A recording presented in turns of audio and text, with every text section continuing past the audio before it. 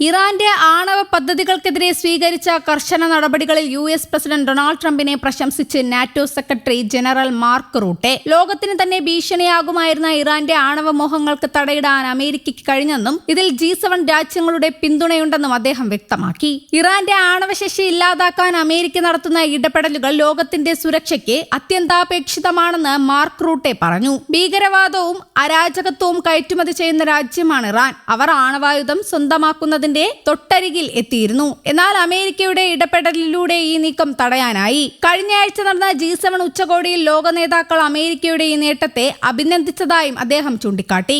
അമേരിക്കയുടെ അതിർത്തികൾക്കപ്പുറമുള്ള ലോകത്തിന്റെ സുരക്ഷ ഉറപ്പാക്കാൻ സ്വതന്ത്ര ലോകത്തിന്റെ നേതാവെന്ന നിലയിൽ ട്രംപ് കാണിക്കുന്ന ഉത്തരവാദിത്തം വലുതാണെന്നും റൂട്ടെ കൂട്ടിച്ചേർത്തു. യുദ്ധസമയത്ത് നാറ്റോ സഖ്യ രാജ്യങ്ങൾ അമേരിക്കയെ വേണ്ടത്ര സഹായിക്കുന്നില്ലെന്ന ട്രംപിന്റെ വിമർശനങ്ങളോടും റൂട്ടെ പ്രതികരിച്ചു.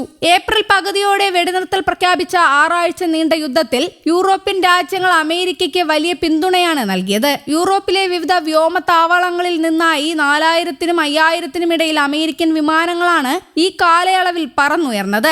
അമേരിക്കൻ ടാങ്കർ വിമാനങ്ങൾക്ക് പറക്കാൻ സൗകര്യമൊരുക്കുന്നതിനായി റൊമാനിയയിലെ ബുക്കാറസ്റ്റ് വിമാനത്താവളം വാണിജ്യ സർവീസുകൾക്കായി അടച്ചിടുക വരെ ചെയ്തു. ഒറ്റപ്പെട്ട ചില സംഭവങ്ങളിൽ അമേരിക്കയ്ക്ക് നിരാശ ഉണ്ടായേക്കാമെങ്കിലും പൊതുവെ യൂറോപ്യൻ സഖ്യകക്ഷികൾ അമേരിക്കയ്ക്കൊപ്പം തന്നെയാണുള്ളതെന്നും അദ്ദേഹം വ്യക്തമാക്കി. നാറ്റോ രാജ്യങ്ങളുടെ പ്രതിരോധ ചെലവ് വർദ്ധിപ്പിക്കുന്നതിൽ ട്രംപ് ചെലുത്തിയ സ്വാധീനം വ്യക്തമാക്കുന്ന കണക്കുകളും റൂട്ടെ അവതരിപ്പിച്ചു. 2017 ട്രംപ് അധികാരമേറ്റതു മുതൽ യൂറോപ്യൻ രാജ്യങ്ങളും കാനഡയും പ്രതിരോധ മേഖലയിൽ $1.2 ട്രില്യൺ അധിക നിക്ഷേപമാണ് നടത്തിയത്. ട്രംപ് ട്രില്യൺ എന്നാണ് അദ്ദേഹം ഇതിനെ വിശേഷിപ്പിച്ചത്. 2025-26 വർഷങ്ങളിൽ മാത്രം $140 ബില്യൺ അധിക ചെലവാണ് യൂറോപ്പും കാനഡയും നടത്തുന്നത്. ഈ വർഷം ഇത് $120 ബില്യൺ കൂടി വർദ്ധിക്കുന്നതോടെ 2 വർഷത്തിനുള്ളിൽ ആകെ $250 ബില്യൺ വർധനവാണ് ഉണ്ടാകുക. യൂറോപ്യൻ രാജ്യങ്ങളുടെ പ്രതിരോധ നിക്ഷേപം അമേരിക്കൻ സമ്പദ് വ്യവസ്ഥയ്ക്കും വലിയ നേട്ടമുണ്ടാക്കുന്നതായി റൂട്ടെ ചൂണ്ടിക്കാട്ടി. യൂറോപ്യൻ കമ്പനികളുടെ നിക്ഷേപത്തിലൂടെ അമേരിക്കയിൽ 1,95,000 തൊഴിലവസരങ്ങളാണ് സൃഷ്ടിക്കപ്പെട്ടത്.